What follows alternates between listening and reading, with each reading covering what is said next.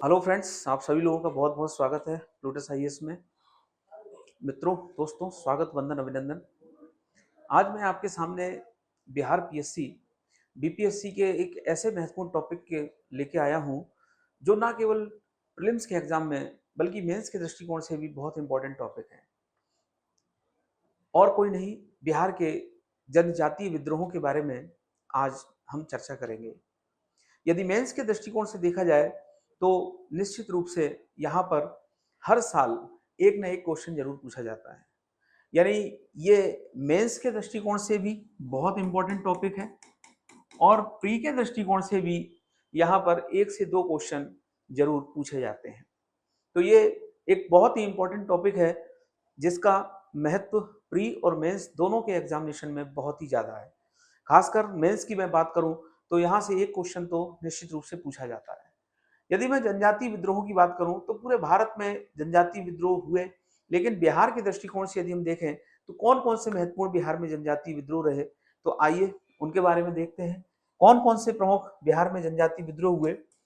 तो सबसे पहले तमाड़, उसके बाद चेरो, और उसके बाद हो, उसके बाद कोल, कोल के बाद संथाल, संथाल के बाद मुंडा, मुंडा के बाद ताना भगत, ताना भगत। तो तमाड़ विद्रोह, तमाड़ विद्रोह, तमाड़ विद्रोह, इसके बाद चेरो विद्रोह, हो विद्रोह, कोल विद्रोह, संथाल विद्रोह, मुंडा विद्रोह और ताना भगत। तमाड़ विद्रोह 1779 से 1784। यदि चेरो विद्रोह को देखें तो 1800 से 1802, हो विद्रोह 1821 से 1822, कोल विद्रोह 1831 से लेकर 1832, संथाल विद्रोह 1855 56, संथाल विद्रोह 1855 1856, मुंडा विद्रोह 1895 1895 से 1900 तक, 1900, और ताना भगत आंदोलन 1913 से 1914। यदि मैं आपसे ये कहूं कि जो बिहार में ट्राइबल रिवोल्ट्स, जनजातीय विद्रोह हुए, उसमें सबसे महत्वपूर्ण विद्रोह कौन से था, तो बिहार में जनजातीय विद्रोहों में सबसे ज्यादा जो पहली बार चुनौती दी गई वो संथाल विद्रोह के में दी गई। उसको भी हम लोग समझेंगे, लेकिन आखिरकार इसके पीछे कारण क्या था, जनजातीय विद्रोह के पीछे कारण मूलभूत क्या था, क्यों ये ट्राइबल रिवोल्ट्स जो है वह भारत में हुए, या बिहार के क्षेत्र में, जैसे हम छोटा नागपुर का पठार, आज जैसे बिहार, झारखंड, उड़ीसा, पश्चिम बंगाल का क्षेत्र हम कहते हैं, क्यों यहाँ के जनजातीय क्षेत्रों में विद्रोह हुए। तो देखिए, इसके पीछे हमें थोड़ा सा इतिहास में जाना पड़ेगा। यानी जब भारत में मुगलों के शासन का पतन हुआ और अंग्रेजों के शासन की स्थापना हुई, तो ऐसी परिस्थिति में अंग्रेज जो है, बहुत सारी यहाँ पर यूरोपीय कंपनियां आई, जिसमें अंग्रेज, फ्रांसीसी, डेनिश, इसके अलावा पुर्तगाली। लेकिन इन सबके संघर्षों में अंग्रेज जो है वो कहीं ना कहीं आगे बढ़ती है और वो एक भारत में सारी यूरोपीय कंपनियों में अंग्रेज जो है वो आगे संघर्ष में जीत पाने में सफल होती है। लेकिन बैटल ऑफ प्लासी और बैटल ऑफ बक्सर के बाद वह जो एक राजनीतिक, वह जो एक व्यापारिक कंपनी थी, ट्रेडिंग कंपनी थी, जैसे हमने ईस्ट इंडिया कंपनी के रूप में जानते हैं, अब वह केवल व्यापारिक कंपनी नहीं रही, अब उसके पास राजनीतिक अधिकार भी आ गए। यानी बैटल ऑफ बक्सर के बाद जब मुगल बादशाह शाह आलम द्वितीय के द्वारा बंगाल, बिहार और उड़ीसा के दीवानी और राजस्व संबंधी अधिकार अंग्रेजों को दिए गए, तब ये जो ईस्ट इंडिया कंपनी है, ये ईस्ट इंडिया कंपनी अब केवल व्यापारिक कंपनी नहीं रह गई। यानी अंग्रेजों के पास भारत का एक बड़ा क्षेत्र बंगाल जो है उस पर राजनीतिक अधिकार हो गया। इसके बाद अंग्रेजों ने बंगाल में द्वैत शासन लागू किया और बंगाल को खूब लूटा, और उसके बाद जो है ये जो दीवानी सिस्टम था, उप दीवानी सिस्टम था, इसको भी समाप्त कर दिया। रेगुलेटिंग एक्ट 1773 आया और फिर जो है बोर्ड ऑफ रेवेन्यू की स्थापना हुई। और इन सब के बाद जो है एक नया लैंड रेवेन्यू सिस्टम आता है लॉर्ड कॉर्नवालिस के द्वारा, जिसे हम कहते हैं स्थायी बंदोबस्त, परमानेंट सेटलमेंट। अब ऐसी परिस्थितियों में जब अंग्रेज ने भारतीय शासन का, भारतीय क्षेत्र का यूरोपीयकरण किया और यूरोप की कुछ शासन व्यवस्था को भारत में लागू करने का प्रयास किया, यानी भारतीय शासन का यूरोपीयकरण, भारत में शासन पद्धति का यूरोपीयकरण जब अंग्रेजों ने किया तो यहां पर बहुत सारी नई चीजों को लागू किया, जिसमें सबसे बड़ा हमें हस्तक्षेप देखने को मिलता है लैंड रेवेन्यू सिस्टम, और उसमें उत्तर भारत के बड़े क्षेत्र में लागू थी स्थायी बंदोबस्त। ठीक इसी प्रकार जब जनजातीय क्षेत्रों में वन कानून लागू किए गए, ठीक इसी प्रकार जब जनजातीय क्षेत्रों में टैक्स का सिस्टम इम्पोज किया गया, तो इन सब कारणों से कहीं ना कहीं जनजातीय क्षेत्र का जो समाज है वो कहीं ना कहीं पहली बार उसने अपनी प्रतिक्रिया देना प्रारंभ किया। तो ये विद्रोह के पीछे कारण क्या था? विद्रोह के पीछे जो कारण थे वो उन कारणों में सबसे जो है हम इंपॉर्टेंट कारण मानेंगे अंग्रेजों के द्वारा जनजातीय क्षेत्रों में किया गया हस्तक्षेप। जिसमें हमें क्या पढ़ना है? इसमें हमें पढ़ना है कि भू राजस्व जो है लैंड रेवेन्यू सिस्टम को जनजातीय क्षेत्रों में लागू करना, और जनजातियों की जो पारंपरिक व्यवस्थाएं होती थी जैसे खुंट कुटी या फिर उनके अपने जो व्यवस्थाएं होती थी उनको जो है अंग्रेजों ने कहीं ना कहीं समाप्त करने का प्रयास किया, और वहां पर जो है एक टैक्स सिस्टम को इम्पोज करने का प्रयास किया, वहां पर सैनिक छावनी को स्थापित करने का प्रयास किया, और उन क्षेत्रों में कहीं ना कहीं वन अधिकार, फॉरेस्ट लॉ कानून, इन कानूनों को भी लागू करने का प्रयास किया। इन सब कारणों से कहीं ना कहीं जनजातीय क्षेत्रों की प्रतिक्रिया अंग्रेजों के खिलाफ सामने आती है।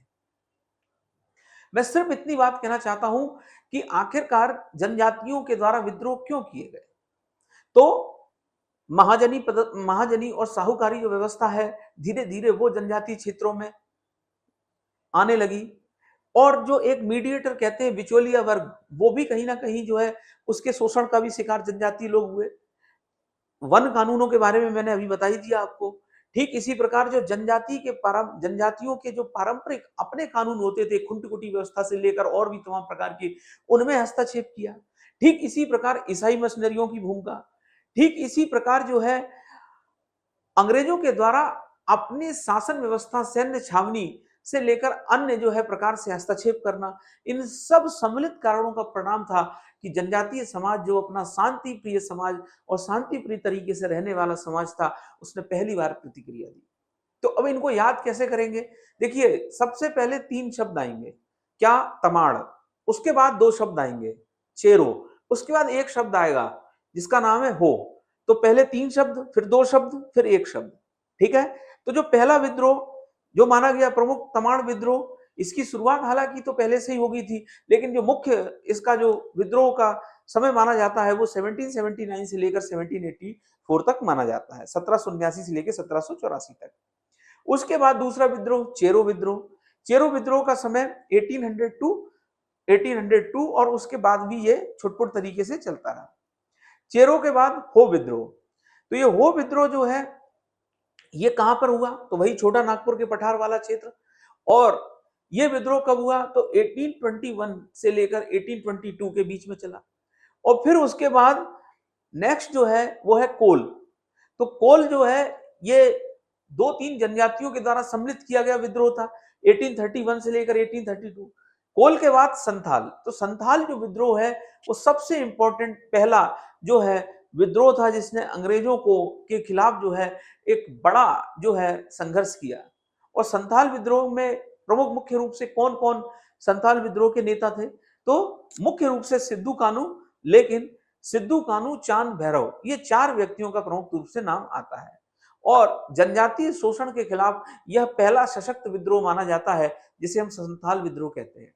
उसके बाद नेक्स्ट कौन सा विद्रोह है? तो संथाल के बाद यहाँ पे लिखा हुआ है मुंडा विद्रोह। मुंडा विद्रोह का टाइम पीरियड 1895 से 1900 तक माना जाता है, और इसके बहुत बड़े नेता थे जिनका नाम था भगवान बिरसा मुंडा। बिरसा मुंडा जो है वो उन्होंने अपने आप को सिंह बोंगा का भी अवतार माना और वो जनजातीय क्षेत्रों में सामाजिक धार्मिक सुधार के साथ साथ फिर उन्होंने शोषण व्यवस्था के खिलाफ भी आवाज उठाई और कहीं ना कहीं सिंह बोंगा का अवतार मानते हुए एक विष्णु पांडे नाम के व्यक्ति थे, उनसे उन्होंने कुछ वैष्णव धर्म की बातें ली। यानी कहा जाता है कि शुरू में ईसाई धर्म का उनके ऊपर ज्यादा प्रभाव था।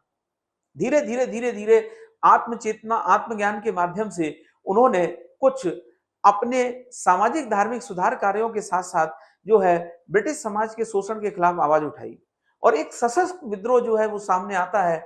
और यदि इसकी कोई एक डेट मानी जाए तो 1899 आप लोग याद रखिए और 1900 यानी 3 फरवरी और 19 ये ऐसी डेटें थी जब उनको, यानी कि एक बार क्वेश्चन भी इस प्रकार से पूछा गया था कि सोते समय कब गिरफ्तार कर लिया गया था, तो 3 फरवरी और फिर उसके बाद हैजा के कारण जो है उनकी मृत्यु हो गई थी।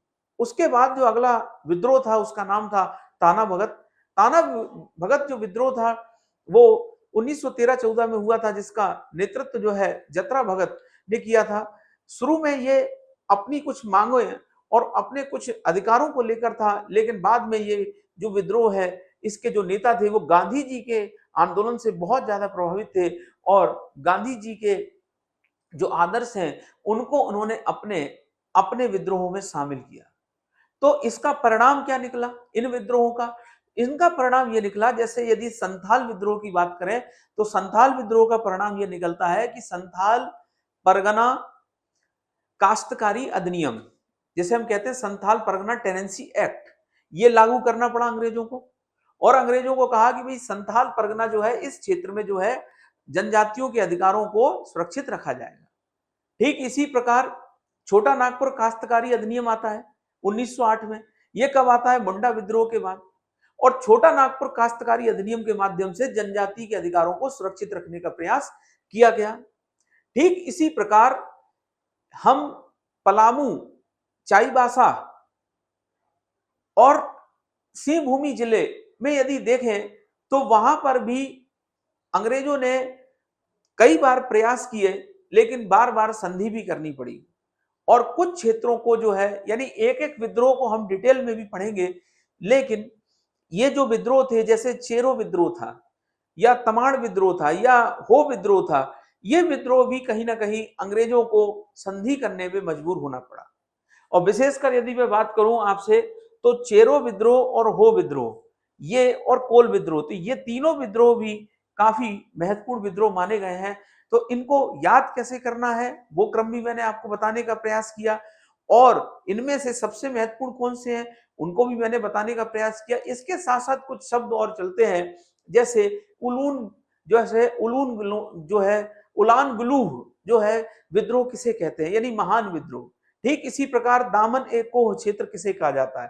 तो राजमहल की पहाड़ियों, भागलपुर से लेकर राजमहल की पहाड़ी, जिसे आज झारखंड का एक बड़ा क्षेत्र है, जिसके अंतर्गत ये सारे जिले आते हैं, जैसे दुमका हो गया। ठीक इसी प्रकार भागलपुर के नीचे के जो जिले हैं, जैसे साहिबगंज का कुछ हिस्सा है, गोड्डा हो गया, इसके अलावा देवघर के समीप वाला हिस्सा हो गया। ठीक इसी प्रकार जामतोड़ा, जामतारा, पाकुड़, यानी ये पूरा जो संथाल क्षेत्र है, ये पूरा संथाल क्षेत्र जो है, इस संथाल क्षेत्र को पहली बार अंग्रेजों ने इसके लिए एक संथाल परगना काश्तकारी अधिनियम बनाया गया। तो ये जो विद्रोह जो आपके सामने ये लिखे हुए हैं, इन विद्रोहों का परिणाम क्या था? परिणाम ये था कि अंग्रेजों को एक बार फिर जो है अपनी शासन व्यवस्था को सुधारना पड़ा, जनजातीय के अधिकारों को कहीं ना कहीं देने का प्रयास करना पड़ा।